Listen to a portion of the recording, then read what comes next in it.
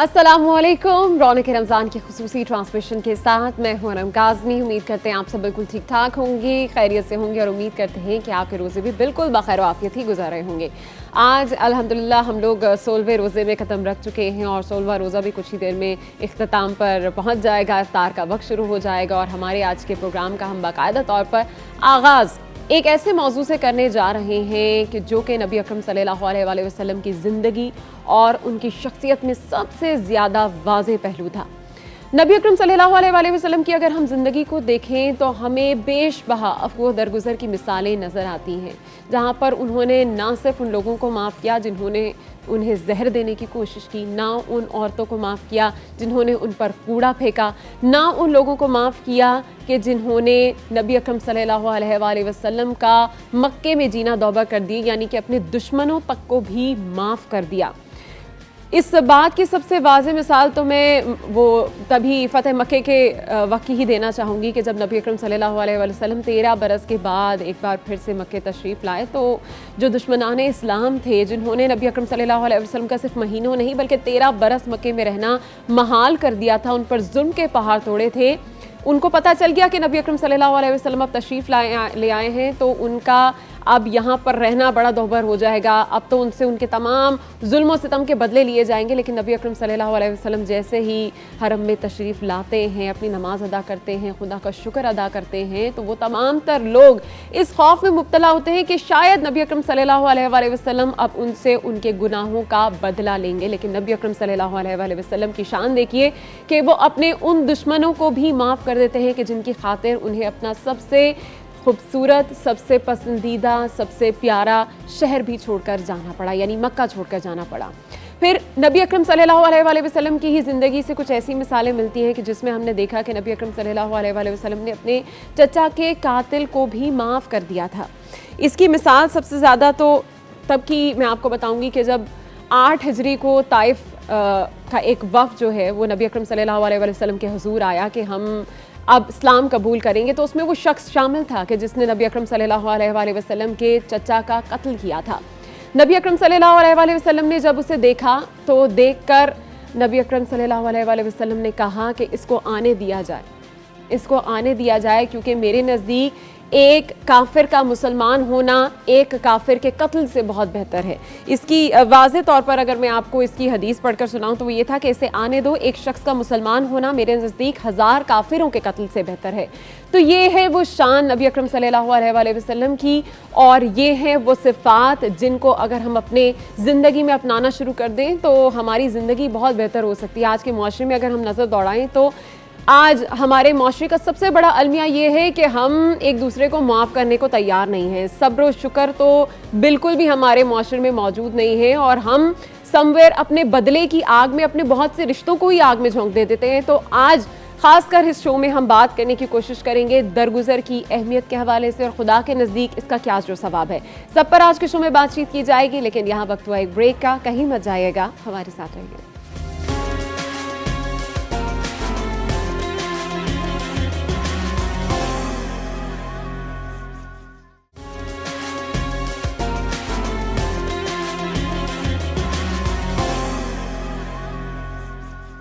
रौनक रमज़ान में आपको एक बार फिर से खुशामदीद कहेंगे। किचन काउंटर पर हम आ चुके हैं और अब हम रुक करेंगे हमारे segment Iftar around the world का।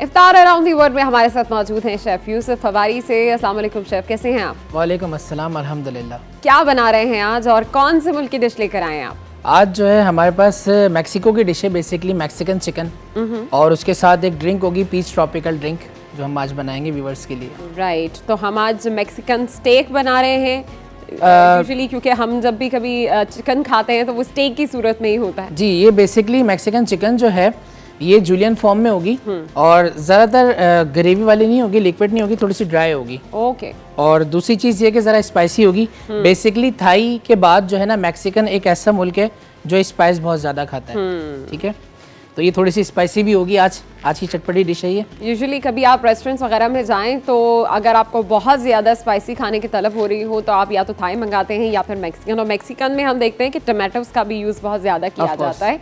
इनकी जो यूजुअली ग्रेवी होती है वो थोड़ी टमाटो बेस्ड होती है। और आज जो हम चिकन बनाने जा रहे हैं, जैसे कि शेफ़ ने बताया है कि इसको हम जूलियन काटेंगे और इसके बाद ये चिकन क्या शक्ल निकलती है ये हम बाद में। अच्छा, इसके मैं इंग्रेडिएंट्स बता दूं आपको। हमारे पास बोनलेस चिकन मौजूद है 500 ग्राम, ठीक है। टमाटोज हैं 250 ग्राम, अनियन चॉप है जो हमने 2 टेबल स्पून के करीब ऐड करनी है, गार्लिक चॉप है 1 table spoon, paprika powder, white paper, salt, sweet corns और सम पार्सली। तो सबसे पहले हम इसको जो है जूलियन फॉर्म में चिकन को काटेंगे। राइट।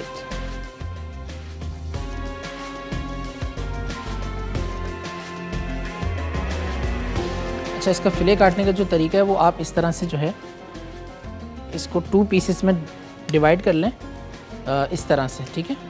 और उसके बाद आपने इसको इस तरह से जूलियन फॉर्म में काट लीजिए। ये बहुत इजीली जूलियन हो जाएगा। इसके लिए आपकी नाइफ का शार्प होना बहुत ज़रूरी है, अदरवाइज चिकन काटते हुए बहुत ज़्यादा गद मच जाता है अगर आपकी नाइफ शार्प नहीं हो। तो बहुत ध्यान रखिए और बड़े ध्यान के साथ आपने चिकन को काटना है।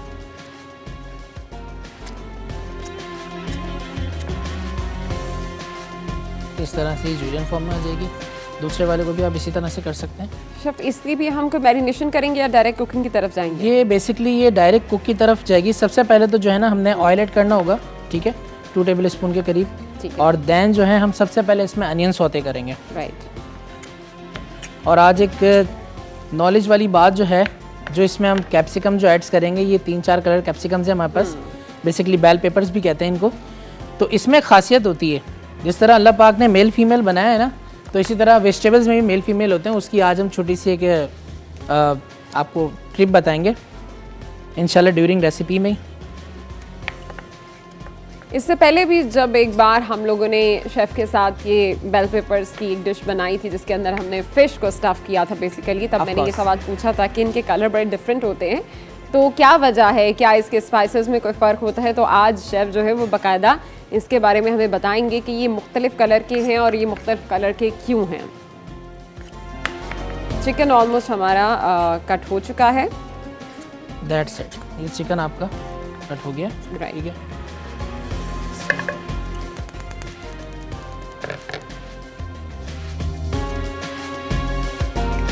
आपने इसके अंदर जो है at least Dalda canola oil, Dalda कलौंजी कनोला ऑयल जो है वो हमने पैन में ले लिया है। इम्यूनिटी बूस्टिंग इंग्रेडिएंट हम सबसे पहले अपने खाने में डालते हैं ताकि हमारे जो भी खाने बने वो हेल्दी बने और टेस्टी भी हो। ऑलराइट, ये थोड़ा सा जब प्रीहीट हो जाए तो इसमें हमने सबसे पहले अनियन ऐड करनी है। ओके, तो सबसे पहले हम बताते चले, इनका थोड़ा सा एक डिफरेंस था जो मैं बताना चाहता हूँ व्यूवर्स को। देखिए, मेल और फीमेल में जो है इसमें ये निशानी होती है, जिसके ये 4 कोने बने हुए हैं तो ये इस कॉल्ड फीमेल, ये भी फीमेल है, और अगर जिसके 3 कॉर्नर्स हैं तो वो मेल कहलाती है। अच्छा, इसके टेस्ट, और जिस तरह इन्होंने अनम ने पूछा था कि इसके टेस्ट में क्या फ़र्क है, स्पाइस में क्या फ़र्क है, तो जो फीमेल होती है जिसके 4 कॉर्नर्स होते हैं वो बेसिकली स्वीट होती है, जो कि आप सैलड्स वगैरह में आप यूज़ कर सकते हैं, और जिसके 3 कॉर्नर्स होते हैं मेल होता है, उसको आप basically just in spices in recipes में यूज़ कर सकते हैं, जो कि स्पाइसेस को एब्जॉर्ब करने की सलाहियत रखते हैं। Thank you. ज़बरदस्त, ये तो बड़ी आज इंटरेस्टिंग चीज़ हमने देखी है, और ये चीज़ वाकई मैंने तो कभी नोट नहीं की, लेकिन आज शेफ़ ने बताया है तो मैंने नोट किया है कि वाकई में इसके 3 कॉर्नर्स हैं और बाकी जो हमारे पास इस वक्त बेल पेपर है उसके 4 कॉर्नर्स हैं। तो हमें स्पाइसेस के हवाले से पता लगा है कि हम अगर सैलड्स बनाना चाहते हैं तो हम 4 कॉर्नर्स वाला कैप्सिकम इस्तेमाल कर सकते हैं, और अगर हमने किसी डिश में बनाना है तो हम उसमें 3 कॉर्नर्स वाला इस्तेमाल कर सकेंगे। अभी शेफ हमने इसमें क्या क्या ऐड किया है? इसमें अभी हमने 2 टेबल स्पून के करीब अनियन ऐड किए जो कि चॉप की हुई थी, फाइनली चॉप, और 1 टेबल स्पून के करीब हमने गार्लिक ऐड किया चॉप। ओके। देन इसके अंदर जो है अब हमने, जब ये ज़रा सा सौते हो जाए, इसका हल्का सा कलर आने लगे, ठीक है, इस तरह से हल्का सा ब्राउनिश कलर आने लगे, तो आपने इसके अंदर टमाटोज ऐड करने 250 ग्राम, जो कि ऑलरेडी मेजर किए हुए हैं और हमने चॉप किए हुए हैं, कुछ इस तरह से।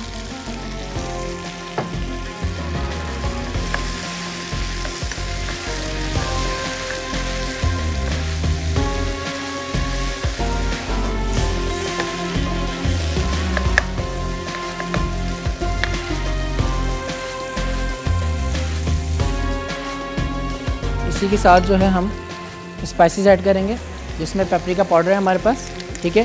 हाफ टेबल स्पून हमने वैसे ही इसको मेजर किया हुआ है, तो हमने स्प्रिंकल कर देना इस तरह से। White paper half table spoon आपने मेजर की हुई है।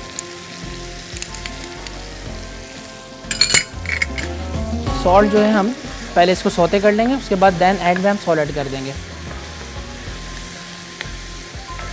चलिए जनाब, अब इसमें सिर्फ आई थिंक नमक ऐड करना ही बाकी रह गया है। जब तक हम इसकी ग्रेवी बना रहे हैं तब तक लेंगे हम यहाँ पर एक छोटी सी ब्रेक। कहीं मत जाइएगा, आप हमारे साथ रहेंगे।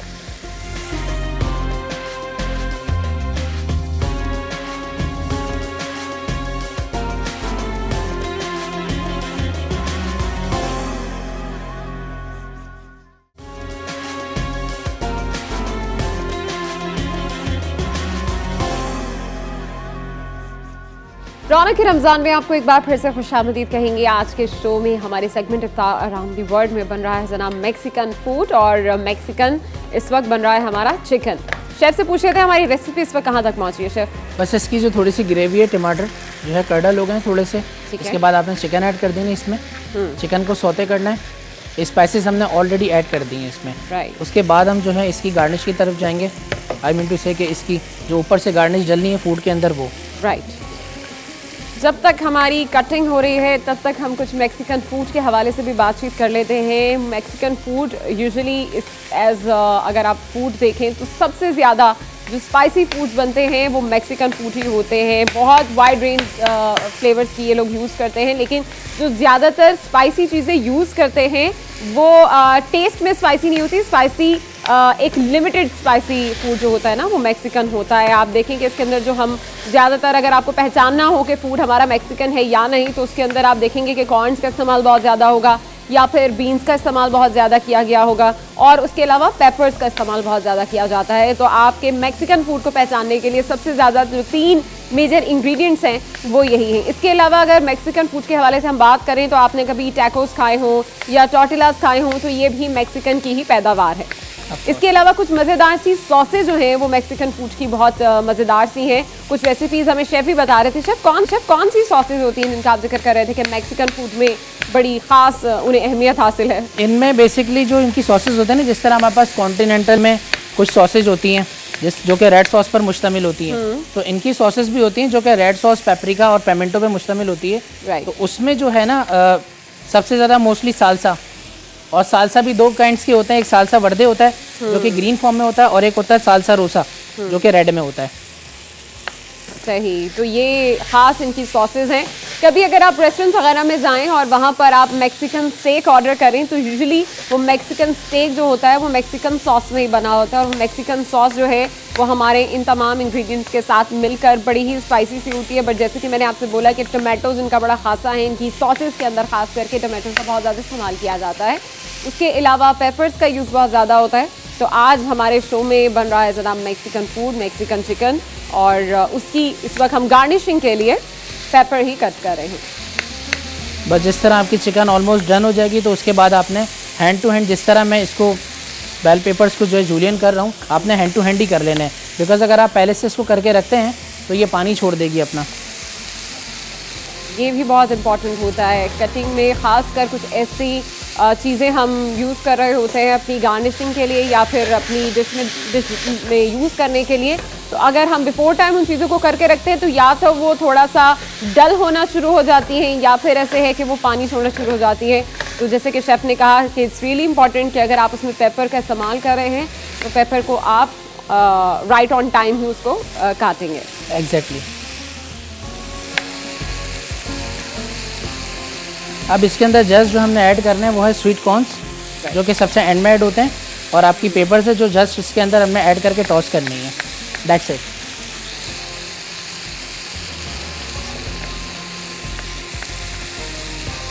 शेफ, जो सालसा सॉस आप बता रहे हैं हमें जी जी मैक्सिकन फूड की, वो भी इसी तरह ही बनती है विद टमाटोज एंड एवरीथिंग?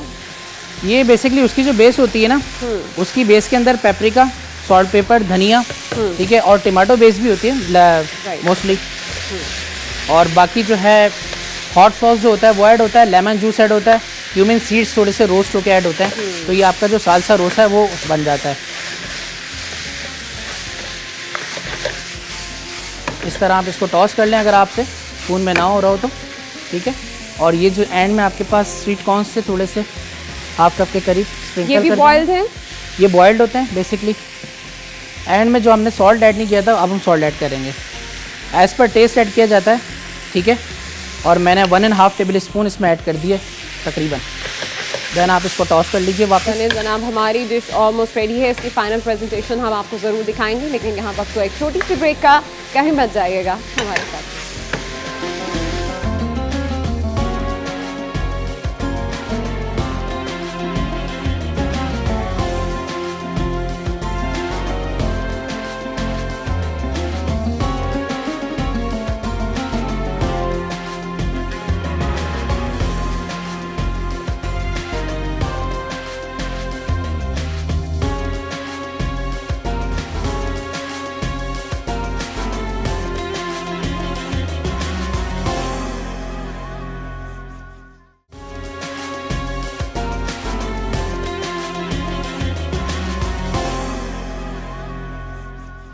रौनक रमज़ान में आपको एक बार फिर से खुशामदीद कहेंगे। हमारी डिश ऑलमोस्ट रेडी हो चुकी है। मैक्सिकन चिकन आज हमने बनाया है और अब हम इसको डिश आउट करने लगे हैं।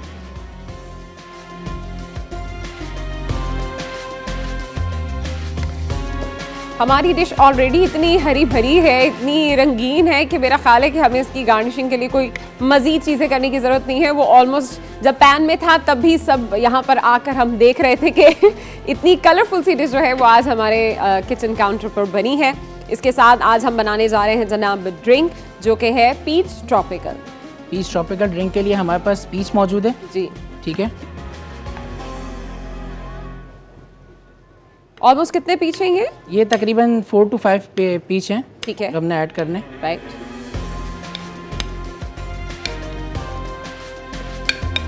देन उसके बाद जो है आपने इसमें आइसिंग शुगर जो है 2 टीस्पून के करीब ऐड कर देनी है। That's it. चॉकलेट चिप्स है हमारे पास और स्प्रिंकल के लिए भी, और आप इसमें भी डाल सकते हैं 2 टेबल स्पून के करीब। ऑल राइट, मिल्क हमारे पास हाफ कप के करीब मौजूद है, मिल्क ऐड होगा, ठीक है। देन आपने जो है ice cubes 4 to 5, that's it. And then ये शेक की तरफ जाएगी।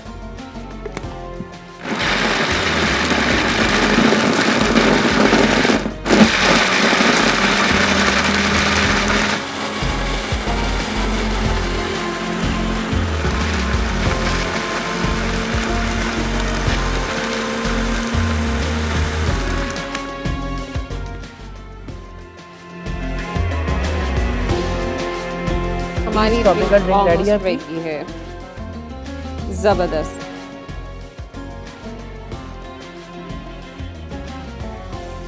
चलें जनाब, हमारी ड्रिंक भी ऑलमोस्ट रेडी है और खाना भी रेडी है। Thank you so much chef, आज आप हमारे साथ थे और बड़ी मज़ेदार सी आपने हमें आज ड्रिंक बनाकर बताई है और उसके साथ मैक्सिकन चिकन भी बनाया है। बहुत शुक्रिया आपका। Thank you. इसी के साथ जनाब यहाँ पर लेंगे हम एक छोटी सी ब्रेक, कहीं मत जाएगा। कुछ ही देर में कराची में भी इफ्तार का वक्त हुआ था।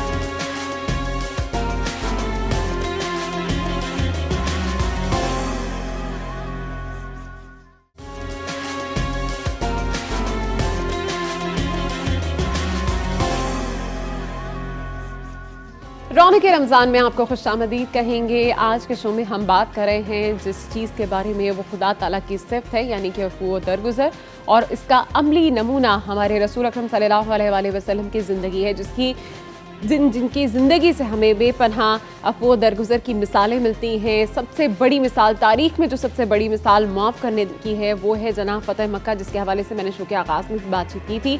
इस वक्त हमारे साथ डॉक्टर अस्करी साहिबा, सरवत अस्करी साहिबा मौजूद है शो में, और आज अफ़ू दरगुज़र के हवाले से, माफ़ करने के हवाले से, मग़फ़िरत के हवाले से हम शो में बातचीत करेंगे।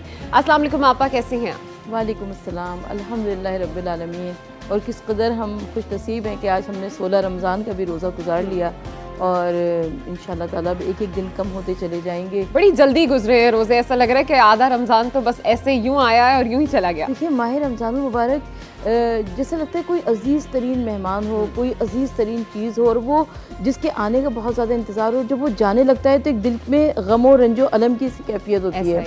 तो ये ऐसा महसूस होता है कि अब एक एक दिन कम होता जा रहा है। इस वक्त जो रोज़े हैं ये नहायत सख्त रोज़े हैं, गर्मी के रोज़े हैं। तो मौला कायनात हज़रत अली फरमाते हैं कि मुझे सर्दियों के रातों की इबादतें पसंद है और गर्मियों के दिनों के रोज़े पसंद हैं। तो इस वक्त तो रहमत परवरदिगार आलम बरस रही है और इन रोज़ों की मिसाल ऐसे दी गई कि जैसे कोई दरख्त हो जिसमें बहुत सारे फल लगे हुए हों, तो हाथ बढ़ाकर इंसान उन फलों को तोड़ लेता है। तो ऐसे ही ये रोज़े हैं। इस वक्त जो रोज़े रखेगी उसको अजर और सवाब मिलता चला जाएगा। खास करके ये दूसरा अशरा जो है मग़फ़िरत का अशरा है और आज हम बात भी मग़फ़िरत पर कर रहे हैं, दरगुजर करने पर कर रहे हैं, मुआफ़ करने पर कर रहे हैं। तो हमारे नबी अकरम सल्लल्लाहु अलैहि वसल्लम की ज़िंदगी से तो आप हमें बड़ी मिसालें मिलती हैं। नबी अकरम सल्लल्लाहु अलैहि वसल्लम की ज़ात वो है कि जिसने ख़ुद को जहर देने वाले को भी माफ़ कर दिया, दुश्मनान इस्लाम अपनी जान के दुश्मनों को भी माफ़ किया। नबी अकरम सल्लल्लाहु अलैहि वसल्लम की ही वो ज़ात है जिन्होंने अपने चचा के कातिल को भी माफ़ कर दिया। वही ज़ात है कि जिन्होंने उन पर कूड़ा फेंकने वाली उस बुज़ुर्ग खातून को भी माफ़ किया। तो बड़ी हमें मिसालें मिलती हैं हमें नबी अकरम सल्लल्लाहु अलैहि वसल्लम की ज़िंदगी से। ख़ास कर अगर मैं बात करूँ मुआफ़ करने की, तो हमारे लिए उनकी ज़िंदगी से हमें क्या सबक मिलते हैं मुआफ़ करने के हवाले से? बिस्मिल्लाहिर्रहमानिर्रहीम, अस्सलामु अलैकुम। दिल ने चाहा कि करूँ शान मोहम्मद को रकम, दिल ने चाहा कि करूँ शान मोहम्मद को रकम, फ़िक्र मजहूल हुई गिर पड़ा हाथों से कलम। कौन कर सकता है तौसीफ़ शहंशाह उमम, और काबा कौसैन की मंजिल पे गए जिसके कदम। जिसको अल्लाह ने कौनैन की शाही दे दी, संगरेज़ों ने नबूवत की गवाही दे दी। हज़ारों दुरूद और हज़ारों सलाम हमारा उस नबी मुकर्रम पर कि जिनका एक एक अमल परवरदिगार आलम के अहकाम के ताबे था। यानी वही परवरदिगार आलम आती गई, रसूल खुदा सल्लल्लाहु अलैहि वसल्लम अमल करते गए, या यूँ कह लीजिए कि कुरान मजीद तरतीब पाता गया। हुज़ूर सल्लल्लाहु अलैहि वसल्लम की सीरत तैयबा आज तमाम मुसलमानान आलम के वास्ते लायक तक़लीद है, लायक सुन्नत है ये सीरत तैयबा। तो हुज़ूर नबी करीम सल्लल्लाहु अलैहि वसल्लम की पूरी ज़िंदगी अफ़्व दरगुज़र से मामूर है। बल्कि जब अफ़्व दरगुज़र की बात आती है तो कायनात में हुज़ूर नबी करीम सल्लल्लाहु अलैहि वसल्लम से बढ़कर हमें कौन माफ़ करने वाला नज़र आता है। जैसा कि अभी आपने ख़ुद इरशाद फरमाया कि हुज़ूर नबी करीम सल्लल्लाहु अलैहि वसल्लम के सर पर कूड़ा फेंका जाता था और आका सल्लल्लाहु अलैहि वसल्लम उस ज़ईफ़ा के घर चले जाते हैं अयादत करने के लिए। अब जब उस ज़ईफ़ा ने आते हुए अल्लाह के रसूल सल्लल्लाहु अलैहि वसल्लम को देखा तो कहती है कि मोहम्मद कमज़ोर जानकर इंतकाम लेने के वास्ते आए हो, और अल्लाह के रसूल सल्लल्लाहु अलैहि वसल्लम ने फरमाया कि नहीं, मैं आपकी अयादत करने के लिए आया हूँ। और बस इस एक जुमले ने उस औरत के क़ल्ब व ज़हन की दुनिया को ऐसे तब्दील कर दिया कि वो औरत उठकर बैठ गई, उसने कलमा पढ़ लिया, कबूल इस्लाम कर लिया। तो मुझे ये कहने की इजाज़त दीजिए कि कौन कहता है कि इस्लाम तलवार के ज़ोर से फैला। इस्लाम तो फैला है मोहम्मद मुस्तफ़ा सल्लल्लाहु अलैहि वसल्लम के आला तालीमात से, आला इखलाक से, उनकी रहमदिली से, उनके अफ़्व दरगुज़र से और उस अजीम सीरत तैयबा से कि जिसकी नज़ीर तारीख़ आलम पेश करने से क़ासिर है। बेशक बेशक ऐसा ही है। अगर हम अपने नबी अकरम सल्लल्लाहु अलैहि वसल्लम की ज़िंदगी पर नज़र दौड़ाएं तो हमें बेशबहा ऐसी मिसालें मिलती हैं कि जहाँ पर नबी अकरम सल्लल्लाहु अलैहि वसल्लम ने उनके ज़ेर आने वाले दुश्मनों को भी उस मौके पर माफ़ कर दिया। इसी तरह हज़रत अली का एक बहुत ही ज़बरदस्त वाक़या है कि जब जंग में उनके दुश्मन जो हैं उनके ज़ेर आए तो उन्होंने गुस्ताखी की और उनके चेहरे अगर पर आप मुझे इजाज़त दीजिए तो मैं ये वाक़या सुना दूँ। बिल्कुल बिल्कुल। हज़रत अगर वक्त इजाज़त दे आपको कि हज़रत अली इब्न अबी तालिब अलैहिस्सलाम मैदान जंग में थे और मैदान जंग में मौला कायनात अली इब्न अबी तालिब अलैहिस्सलाम ने अपने दुश्मन को ज़ेर कर लिया, उसके सीने पे सवार हो गए और चंद सातें रह गई थी कि आप उसके सर को तन से जुदा कर देते कि उसने बेअदबी की और उसने आपकी जानिब थूक फेंक दिया। मौला कायनात फ़ौरन उसके सीने से उतर आए। लोगों ने बाद में पूछा, कहा कि या अली, आपने दुश्मन को ज़ेर कर लिया था, आप उसका सर तन से जुदा करने ही वाले थे और ऐन उस वक्त आपने उसको छोड़ दिया और आप उसके सीने से उतर गए। तो मौला कायनात ने फरमाया, कहा कि मैं इसलिए सीने से उतर आया कि उससे पहले मैं उसे खुदा के वास्ते तहे तेख कर रहा था, खुदा के वास्ते कत्ल कर रहा था, लेकिन अब क्योंकि उसने मेरे साथ बेअदबी कर दी, अब मेरा नफ्स उसमें शामिल हो गया क्योंकि मुझे गुस्सा आ गया, लिहाजा मैंने उसको छोड़ दिया। तो तारीख़ में इतनी बड़ी बड़ी मिसालें हमें मिलती हैं हुज़ूर सल्लल्लाहु अलैहि वसल्लम और उनके पाक घराने की, कि जिसकी नज़ीर तारीख़ आलम पेश करने से कासिर है। बिल्कुल ऐसा ही है और इस हवाले से हम मज़ीद भी बातचीत जारी रखेंगे, लेकिन यहाँ वक्त एक ब्रेक का, आप हमारे साथ रहेंगे।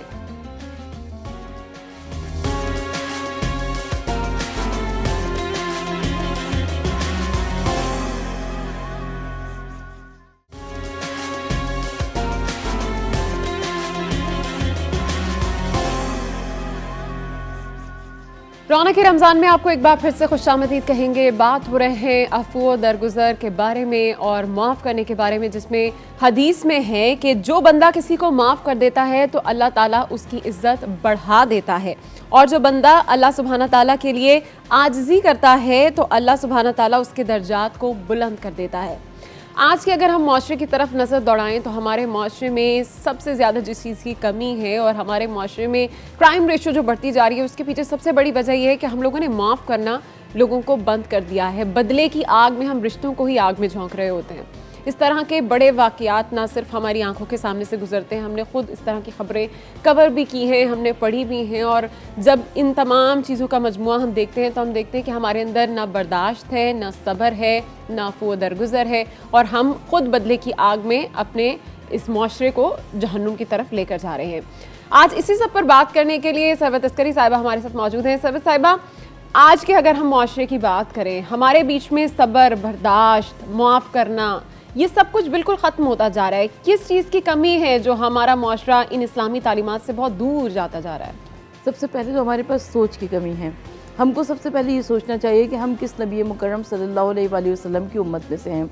अगर हमें ये जहन में हर वक्त रहे कि हम आका सल्लल्लाहु अलैहि वसल्लम की उम्मत में से हैं, तो फिर हमें वो अजीम तारीख़ी किरदार भी याद रहे कि हुज़ूर नबी करीम सल्लल्लाहु अलैहि वसल्लम ने अपने जानी दुश्मनों को माफ़ फरमाया था।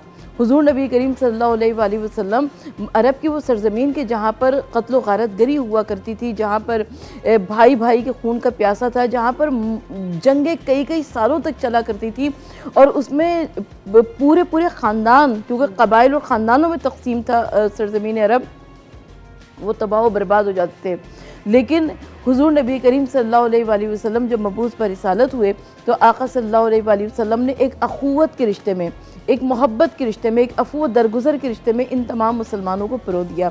हम देखते हैं कि हुज़ूर नबी करीम सल्लल्लाहु अलैहि वसल्लम अभी मबूस पर रिसालत नहीं हुए हैं, लेकिन आका सल्लल्लाहु अलैहि वसल्लम ने एक ऐसे अजीम मुआहिदे में शिरकत की जिसे हम हल्फ़ुल फ़ुज़ूल कहते हैं। हल्फ़ुल फ़ुज़ूल यानी फ़ज़ल, फ़ज़ील, मुफ़ज़्ज़ल, इस तरह के नामों के अफराद जो थे इस मुआहिदे में शरीक थे, और इस मुआहिदे में किसी के ऊपर जुल्म नहीं किया जाएगा, किसी के ऊपर दस्तदराजी नहीं की जाएगी, और सब एक दूसरे का साथ देंगे। हुज़ूर नबी करीम सल्लल्लाहु अलैहि वसल्लम ने इरशाद फरमाया कि अगर कोई मुझे उसके बदले ऊँटों की कतार भी देता तो भी मैं उसको कबूल ना करता, हल्फ़ुल फ़ुज़ूल जैसे अजीम मुआहिदे में। इससे हमें मालूम ये होता है कि हुज़ूर नबी करीम सल्लल्लाहु अलैहि वसल्लम किस कदर मुतलाशी थे कि अमन और अख़ुवत, भाईचारा पैदा हो और क़त्ल और गारत गरी का बाज़ार ख़त्म हो जाए, वो गर्म ना हो। तो जब हम देखते हैं हुज़ूर नबी करीम सल्लल्लाहु अलैहि वसल्लम की अजीम सीरत तैयबा को, तो आका सल्लल्लाहु अलैहि वसल्लम सर पे कूड़ा फेंका गया, मगर आप उस ज़ईफ़ा की अयादत करने के लिए गए, रास्ते में कांटे बिछाए गए, मगर आप हाथों को उठा उठा कर दुआएँ करते रहे, बद्दुआ नहीं की कि परवरदिगार आलम ये नहीं जानते कि मैं तेरा फ़रस्तादा हूँ, तेरा भेजा हुआ हूँ, अगर इनको मालूम होता तो ये कभी भी मेरे साथ ये सलूक ना करते। तो इससे बढ़कर हमें और कौन सी मिसाल नज़र आएगी कि जो हमें आका सल्लल्लाहु अलैहि वसल्लम की सीरत से मिलती है। अच्छा आपा, पहली चीज़ तो ये कि हमारे यहाँ आजकल अना बहुत बड़ी है, बहुत से रिश्ते हार जाते हैं हमारी अना की जंग के अंदर। मैं जानना चाहूँगी कि कुरान करीम में ज़्यादा फजीलत किस शख्स की है, जो शख्स माफ़ कर देता है या जो शख्स माफ़ी मांगता है? देखिए, माफ़ी मांगना भी एक अलग काम है, माफ़ कर देना एक अलग काम है। ये दोनों डेजिग्नेशन भी अलहदा अलहदा है, दोनों अफराद का रुतबा भी अलहदा अलहदा है। माफ़ी वही मांगता है जिसको उसको या तो झगड़ा ख़त्म करना है, या फिर उससे कोई कसूर गलती सरजद हुई है और वो माफ़ी मांगना चाहता है। माफ़ कर देना भी नहायत एहसन अमल है कि इंसान कुदरत रखता हो और उसके बावजूद माफ़ कर दे। तो हमारे लिए, हमारे पास इन दोनों अमाल का बहुत ज़्यादा अजर अज़ीम है। तो सबसे पहली बात तो ये कि इंसान बहुत सारी मरतबा अपनी गलती पर अड़ा रहता है, अपनी ज़िद पर डटा रहता है, और ऐसे डटा रहता है कि वो गलती पे गलतियाँ करता चला जाता है, मगर इसके बावजूद वो माफ़ी मांगने को अपने लिए कसर शान समझता है। या इसी तरीके से अगर कोई अपनी अना को नीचे करके आ जाए किसी से माफ़ी मांगने के लिए, तो अब तो सामने वाला अपनी अना को इस कदर ऊंचा कर लेता है और कहता है कि मैं तो माफ़ी नहीं करूँगा। तो इस्लाम उसको भी पसंद नहीं करता है, उसकी भी सख्ती से ममानियत करता है, मजम्मत करता है। तो हमें सबसे बढ़कर माफ़ी मांगने के अमल को और माफ़ी देने के अमल को पसंदीदा करार देना चाहिए। और हमें दिखता है कि हुज़ूर नबी करीम सल्लल्लाहु अलैहि वसल्लम की खिदमत में ऐसे हज़ारा मुक़दमे आए और आका सल्लल्लाहु अलैहि वसल्लम ने उसको खुश उसलूबी के साथ अंजाम दिया। मैं एक और वाक़े का ज़िक्र करना चाहूँगी कि हज़रत अबू ज़र गफ़ारी रिवायत की बताती है कि हज़रत अबू ज़र गफ़ारी एक शख्स के अमीन बने। एक ऐसा शख्स जो कि नौवारिद था, जो कि मुस्लिम उम्मा में से कोई उसको नहीं जानता था। उसके हाथों एक शख्स मारा गया। वो भी किस लिए मारा गया? क्योंकि उसने उस शख्स को उसको महसूस किया हुआ कि उसका सवारी का जानवर वो खोल कर ले जा रहा है। तो हज़रत अबू ज़र गफ़ारी उसके अमीन बन गए। उसने कहा कि मैंने इतना इतना उधार लिया हुआ है किसी से, मैं उसको जाकर वापस करना चाहता हूँ और कोई मेरा ज़ामिन बन जाए, अमीन बन जाए। तो हज़रत अबू ज़र गफ़ारी उसके अमीन बन गए, और वो शख्स अगर 3 दिन में ना पलटता तो हज़रत अबू ज़र गफ़ारी की गर्दन को मार दिया जाता। लेकिन वो शख्स भी लौट कर आया, और जब उसकी अमानतदारी को, उसके ईफ़ाए अहद को उस मकतूल के वर्सा ने देखा तो उन्होंने भी उसे माफ़ कर दिया। तो इतनी बड़ी बड़ी मिसालें तारीख़ आलम में मिलती हैं कि जिसकी नज़ीर हमें कोई तारीख़ नहीं दिखाती। इस हवाले से हम मज़ीद भी बातचीत जारी रखेंगे, और ख़ासकर जैसे कि कहा जाता है कि अल्लाह ताला अपने हुकूक शायद माफ़ कर दे लेकिन हुकूकुल इबाद माफ़ नहीं करेगा। तो इसी तरह अगर कोई शख्स माफ़ी का तलबगार है किसी शख्स से जिसके साथ बुरा किया है या उसका हक छीना है या उसके साथ कुछ नाइंसाफ़ी कर गया है, और वो दिल से मानता है कि उसने गलत किया है, और अब जब वो उस शख्स के हुजूर माफ़ी के लिए पेश हो रहा है और माफ़ी मांग रहा है और वो शख्स उसे माफ़ नहीं कर रहा, तो क्या खुदा ताला के नज़दीक उसकी मग़फ़िरत होगी या नहीं? इस हवाले से और मज़ीद कुछ मौज़ूआत इसी हवाले से हम बातचीत को अपनी जारी रखेंगे, लेकिन यहाँ वक्त एक ब्रेक का, आप हमारे साथ रहिए।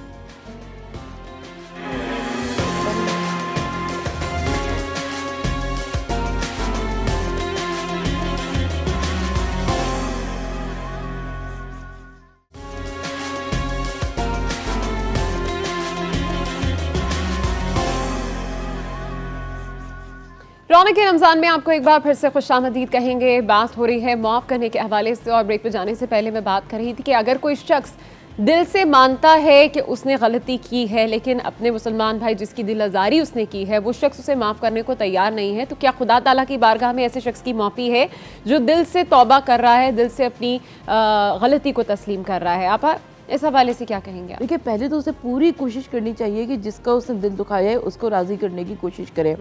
और अगर वो शख्स ज़िद पर आ गया है, कुछ हरधर्मी पर आ गया है, तो फिर वो रब्बुल आलमीन जो कि दिलों का हाल बेहतर और बखूबी जानता है, नियतों का हाल जानता है, वो परवरदिगार आलम बेहतरीन फ़ैसला करेगा उसके साथ। अच्छा, आपा कातिल का जुर्म माफ़ करना क्या ये जायज़ है? देखिए, ये वरसा के ऊपर मुनहसर है, इसलिए कि कत्ल की दियत भी हुआ करती है, और इसके अलावा एक इंसान का कत्ल पूरे इंसानियत के कत्ल के बराबर है। लेकिन अगर वरसा चाहें तो वो माफ़ कर दें, माफ़ कर सकते हैं, माफ़ कर सकते हैं। अच्छा, आप ये भी बताएगा कि किसी ने जुल्म किया हो और जुल्म जो है, जुल्म का बदला वाजिब है या नहीं, यानी हम उसको भी माफ़ कर सकते हैं किसी की जानिब से किया गया जुल्म? देखिए, पहली बात तो ये है कि आप जुल्म बर्दाश्त करना भी जुल्म ही है। तो आप सबसे पहली बात तो ये कि उससे आपकी सोसाइटी को, आपके माशरे को, आपके इक़्तिदार को नुकसान तो नहीं पहुंच रहा है। जुल्म बर्दाश्त करने की भी एक इंतहा हुआ करती है, तो अफ़्व दरगुज़र का रास्ता भी खुला हुआ है। लेकिन जो जालिम है उसकी इस्लाह की कोशिश करते रहना चाहिए, ताकि वो अपने जुल्म को ख़त्म कर सके, अपनी आदतों की में इस्लाह कर सके।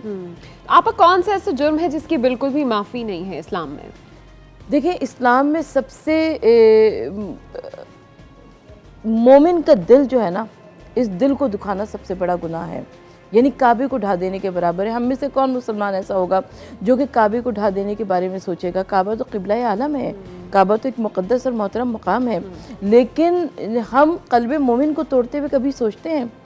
10 दफ़ा 12 मरतबा कभी अपनी ज़बान से नुकसान पहुंचाते हैं, कभी अपने कामों से ऐसा नुकसान पहुंचाते हैं कि सामने वाले का दिल बार बार टूट जाता है। तो अब हमें सबसे पहले ख़याल ये करना चाहिए कि हमारी किसी ज़बान से, हमारे किसी हाथ से, हमारे किसी अमल से सामने वाले के दिल को कोई तकलीफ़ ना पहुँचे, उसको कोई ऐसा ज़रर ना पहुँचे। और जब हम कोशिश ये करते हैं कि जब हम अपने सामने वाले को मुकाबिल को, उस पर आपके घर वाले भी हो सकते हैं, आपके दोस्त अहबाब भी हो सकते हैं, आपके बहन भाई भी हो सकते हैं, आपके कुलीग्स भी हो सकते हैं, यानी जहाँ पर आप काम करते हैं वो अफराद भी हो सकते हैं। अगर इन तमाम अफराद के आप ख़याल कर रहे हैं और कोशिश कर रहे हैं कि उनके ऊपर जुल्म ना करें, ना जुल्म होने दें, तो फिर आप यकीन कीजिए कि आपके इर्द गिर्द एक नेकियों की दुनिया, एक अच्छाई की दुनिया आबाद होती चली जाएगी। माफ़ करने से तभी कहते हैं कि एक अच्छे और खुशहाल माशरे की भी तश्कील होती जाती है, लेकिन माफ़ करना हर एक के बस की बात नहीं है। माफ़ करना और अपने बदले को खुदा पर छोड़ देना, ये भी एक बहुत बड़ी और आला सिफ़त है जो हमारे लोगों में आजकल पाई नहीं जाती। यहाँ पर तो बदले के इवज़ लोग क्या कुछ नहीं कर जाते और चाहते हैं कि अपनी ज़िंदगी में अपना बदला जो है वो खुद ही ले जाए। आप क्या सिर्फ हमारी ज़ात में यहाँ पर सबसे बड़ी बात ये है कि ये जो आप बात कर रही है ना, ये जहालत के साथ है। जब इंसान में जहालत होगी तो उसमें खुदसरी होगी, उसमें सरकशी होगी, और जहाँ पर जहालत नहीं होगी वहाँ पर सर तस्लीम ख़म हो जाएगा, और जहाँ पर सर तस्लीम ख़म होगा तो हम अल्लाह की रज़ा की खातिर माफ़ करना सीखेंगे। अपनी जान के दुश्मनों को हुज़ूर नबी करीम सल्लल्लाहु अलैहि वसल्लम ने माफ़ फरमाया है। क्योंकि अब 17 रमज़ान की शब लग चुकी है, तो मैं फ़तह मक्का की ज़रूर बात करना चाहूँगी कि जब हुज़ूर नबी करीम सल्लल्लाहु अलैहि वसल्लम अमन का सफ़ेद परचम लहराते हुए फ़तह मक्का की हैसियत से दाखिले मक्का हुए और खाने काबा के अंदर पहुंचे, तो वो जो खून के प्यासे थे, वो जो कि कल तक आपके दरपे आज़ार थे, जो आपको कत्ल करना चाहते थे, वो तमाम के तमाम अफराद थर थर काँप रहे थे कि अब देखें कि अल्लाह के नबी सल्लल्लाहु अलैहि वसल्लम क्या सलूक करते हैं।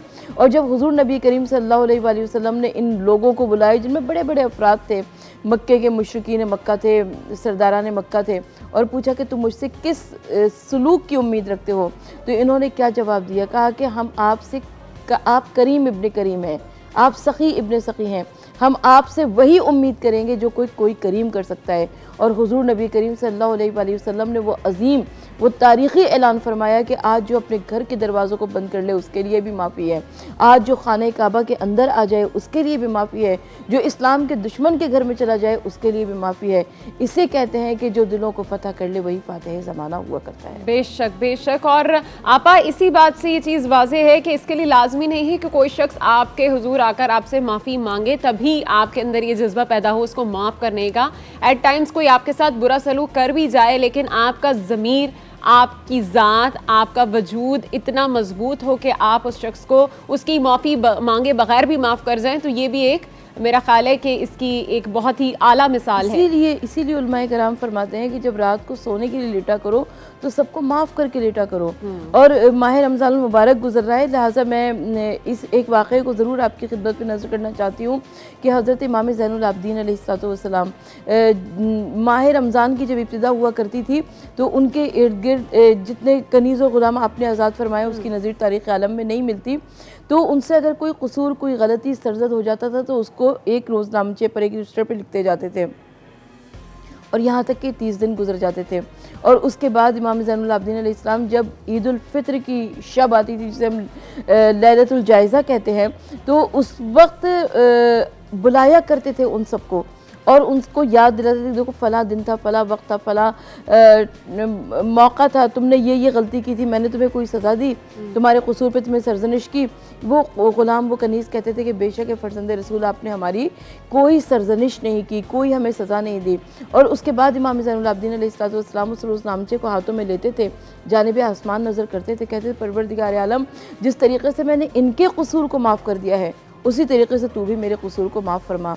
यकीनन इमाम ज़ैनुल आबिदीन अलैहिस्सलाम एक मासूम इमाम थे, उनसे कसूर, उनसे कोई गलती सरजद नहीं हो सकती थी, लेकिन उन्होंने हमको बताया, हम जैसों को बताया कि किस तरीक़े से अल्लाह ताला से माफ़ी मांगनी चाहिए और कैसे रब्बुल आलमीन से अपने कसूरों को माफ़ करवाना चाहिए। अच्छा आपा, हज़रत अली अलैहिस्सलाम का एक कॉल था कि आज़माए हुए को दोबारा कभी नहीं आज़माना चाहिए। इस कॉल को मद्देनज़र रखते हुए मैं जानना चाहूँगी कि कोई शख्स बार बार आपकी ज़ात को ठेस पहुँचा रहा है या नुकसान पहुँचा रहा है, पर हर बार वो आपके दर पर माफ़ी के लिए भी आ जाता है, तो ऐसे शख्स को कितनी बार हमें माफ़ कर देना चाहिए? देखिए, आप माफ़ी से मुराद क्या लेते हैं?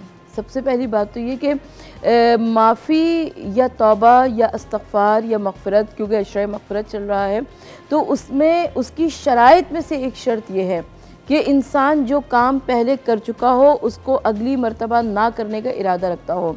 अगर उसने अपने हाथ से, अपनी ज़बान से कोई नुकसान पहुँचाया हो सामने वाले को, तो उसे चाहिए कि वो उसका कुछ न कुछ नेमुल बदल अदा करे। तो अगर कोई इंसान बार बार, तो इसका मतलब है कि वो अल्लाह से मजाक कर रहा है, और अल्लाह से मजाक करने वाले की कोई ऐसी गुंजाइश नहीं है। इस हवाले से मजीद भी अपनी गुफ्तगू का सिलसिला हम जारी रखेंगे, लेकिन यहाँ वक्त हुआ एक ब्रेक का। कहीं मत जाइएगा, हमारे साथ रहिए।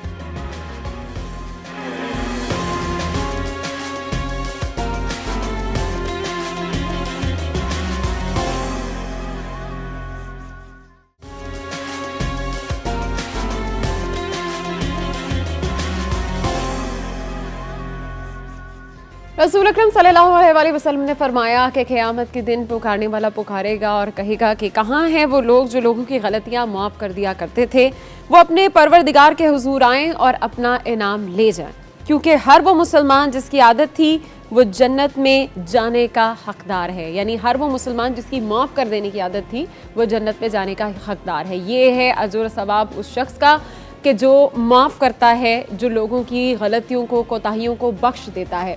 कुरान करीम में ख़ासकर माफ़ करने वालों के लिए क्या अजर सवाब बताया गया है, आपा से ही जान लेते हैं। आपा, क्या फ़जीलत है उन लोगों की जो लोगों को माफ़ करते हैं, दरगुजर करते हैं, और कुरान करीम में ऐसे लोगों के लिए क्या अजर सवाब है?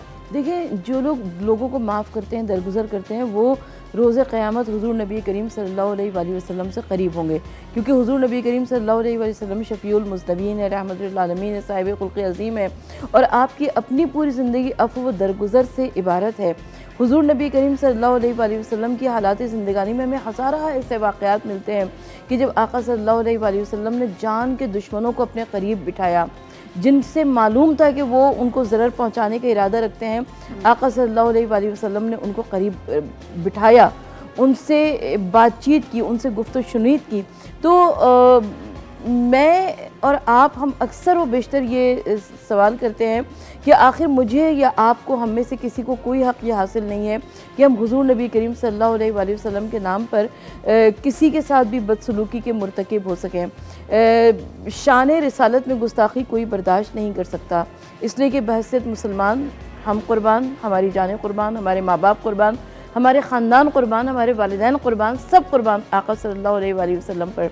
लेकिन इसके बावजूद अगर आज कोई अपनी ज़ाती दुश्मनी को निकालता है आका सल्लल्लाहु अलैहि वसल्लम की शान रिसालत का सहारा लेकर, तो हमें उसकी मज़म्मत करनी चाहिए। मज़म्मत बिल्कुल करनी चाहिए। और आज के मौजूदा हालात में हम देखते हैं कि इसी सब पर जगह जगह, यानी हम जिस रहमतुल्लिल आलमीन की बात कर रहे हैं, जिनकी ज़िंदगी की मिसालें दे रहे हैं, जिनकी ज़िंदगी अफ़्व दरगुजर का एक अमली नमूना है, जिन्होंने ख़ुद अपने जान के दुश्मनों को माफ़ कर दिया, उनके नाम पर आज हम कत्लो गालत भी कर रहे होते हैं, हम लोगों को मार पीट भी कर रहे होते हैं, और क्या कुछ ऐसा है जो इस माशरे में नहीं हो रहा होता। लेकिन फिर वही बात है आपा के माफ़ कर देने वाला उसकी ज़ात है, अल्लाह ताला की ज़ात है, लेकिन हम जो इस माशरे में सब कुछ कर रहे हैं, इसका हिसाब कैसे होगा? हम माशरे के जो मसाइल हैं, हम उस पर बात कर सकते हैं। तो माशरे की जो मसाइल हैं, देखिए, मैं इंडिविजुअल अपने किए की ज़िम्मेदार हूँ, आप अपनी ज़ात में इनफरादी हैसियत रखती हैं, आप अपने किए की ज़िम्मेदार हैं। आप अपने आप को सुधार लें, मैं अपने आप को सुधार लूँ, तो कम से कम 2 अफराद माशरे में सुधर गए। 2 अफराद ऐसे हैं कि जो कहेंगे कि हम, हमारी जानिब से किसी किस्म का कोई फितना फसाद नहीं फैलेगा। तो इसी तरीके से नेकियों का सफ़र आगे बढ़ता चला जाएगा। मुझको और आपको देखकर अगर कोई और आगे इस रास्ते पर आता है तो ये नेकियों की दुनिया आबाद होती चली जाएगी। लिहाजा इसी तरीके से हम अपने माशरे को पाक और साफ़ कर सकते हैं। आप गुनाहों की माफ़ी मांगने के हवाले से भी मैं जानना चाहूँगी कि मग़फ़िरत तो खुदा ताला के ही मतलब हाथ में है कि वो अपने बंदों को चाहे तो बख्श दे, लेकिन तौबा मांगने वाला, माफ़ी मांगने वाला, उसका जो किरदार है वो कैसा होना चाहिए कि खुदा ताला उसको बख्श दे, उसको माफ़ कर दे? देखिए, ये अलहदा अल्फाज हैं। तौबा एक अलहदा लफ्ज़ है, मग़फ़िरत एक अलहदा लफ्ज़ है, माफ़ी एक अलहदा चीज़ है। तो हम पहले इसको अलहदा डिस्क्राइब कर देंगे। मग़फ़िरत जो है वो रहमत परवरदिगार आलम है, वो रब्बुल आलमीन हमारे गुनाहों को माफ़ फरमाने वाला है, वो रहमान है, वो रहीम है, वो दुनिया में रहमान है और आखिरत में रहीम है। तो वो पाक परवरदिगार जो मेरे और आपके गुनाहों को माफ़ फरमा सकता है। तो इस वक्त माह रमज़ान का दूसरा अशरा मग़फ़िरत चल रहा है। इसके अंदर हमें पूरी कोशिश ये करनी चाहिए कि हम अपने गुनाहों को माफ़ करवा लें परवरदिगार आलम से, अपने आमाल को ऐसा रखें, अपना उठना बैठना, क्योंकि न जाने अगले बरस किसको माह रमज़ान देखना नसीब हो, किसको ना नसीब हो। तो अब यही वक्त हमारे पास है आमाल का जिस पे हम अपनी मग़फ़िरत करवा सकते हैं। इसके अलावा तौबा मतलब जैसे एक रेज़र हुआ करता है, रबर हुआ करता है, आप एक तहरीर लिखिए पेंसिल से और उसको मिटा दीजिए, बिल्कुल ऐसे ही तौबा हुआ करता है। ज़ाहिर इंसान नफ्स उसके अंदर मौजूद है, कोई गलती हो सकती है, लेकिन जैसे ही गलती हो फ़ौरन उस रबर से तौबा के ज़रिए उसने मिटा दिया। अब जब उसने मिटा दिया तो अब उसका नामा आमाल बिल्कुल पाक और साफ़ हो गया। तो हम तौबा के ज़रिए अपने नामा आमाल को पाक और साफ़ कर सकते हैं। लेकिन तौबा कौन सी कबूल है? तौबा वही कबूल होती है कि जिसमें ये अहद किया जाए कि अब आइंदा ऐसी गलती नहीं होगी, वरना मैं रोज़ गुनाह करूँ, रोज़ अल्लाह से तौबा इस्तग़फ़ार करूँ तो उसके बाद तो ये खेल तमाशा बन जाएगा। और माफ़ी की तो हम अपनों से भी मांग सकते हैं, अपने बुज़ुर्गों से भी मांग सकते हैं, अपने बच्चों से भी मांग सकते हैं और परवरदिगार आलम के हुजूर में भी मांग सकते हैं। बहुत शुक्रिया डॉक्टर सरवत अस्करी साहिबा, आप हमारे साथ थी और आज के इस मौजू पर आप हमसे गुफ्तगू शनीद कर रही थी। जाने से पहले मैं सिर्फ इतना ही कहना चाहूँगी कि आज के दौर के अंदर, आज के माशरे में हम देखते हैं कि माफ़ी मांगना हमारे लिए एक सबसे बड़ा इम्तिहान बन जाता है, जबकि खुदा ताला ने ख़ुद ये बात कह दी है, हदीस में भी बता दिया गया है रसूल अकरम सल्लल्लाहु अलैहि वसल्लम की जानिब से कि खुदा ताला उसके किस तरह से दर्जात बुलंद कर देता है और किस तरह से उस शख्स को जो माफ़ी मांगता है इज़्ज़त बख्श देता है। और इस बात का मेरा ख्याल है कि अमली सबूत हमें अपने अमालों से ही नज़र आ जाता है कि कभी आप किसी शख्स के साथ अपनी अना की जंग हार के उस शख्स से माफ़ी तो मांग के देखें और उसके दिल में जो आप मोहब्बत का घर कर जाते हैं तो और जो इज़्ज़त आपकी वो माफ़ी मांगने से, जिसको आप समझते हैं कि शायद घट जाएगी, किस तरह से वो बढ़ जाती है। ये चीज़ें जो हैं हमें आहिस्ता आहिस्ता चीज़ें नज़र आना शुरू हो जाती हैं कि किस तरह से हमारी माफ़ी मांगने से हमारा दुनिया में और आखिरत में मुकाम बढ़ता चला जाएगा। एक तो उस शख्स के दिल में जिससे हम माफ़ी मांग रहे हैं और दूसरा खुदा ताला की नज़र में कि जिसने हमसे उस माफ़ी के इवज़ जन्नत का वादा कर रखा है। उम्मीद करते हैं कि आज का शो आपको पसंद आया होगा। बात की हमने मग़फ़िरत के हवाले से। इंशाल्लाह कल आपसे फिर मुलाकात होगी कुछ नए मौज़ूआत के साथ, कुछ नए मेहमानों के साथ और शेफ़ की मज़ेदार सी रेसिपीज़ के साथ। अल्लाह हाफ़िज़।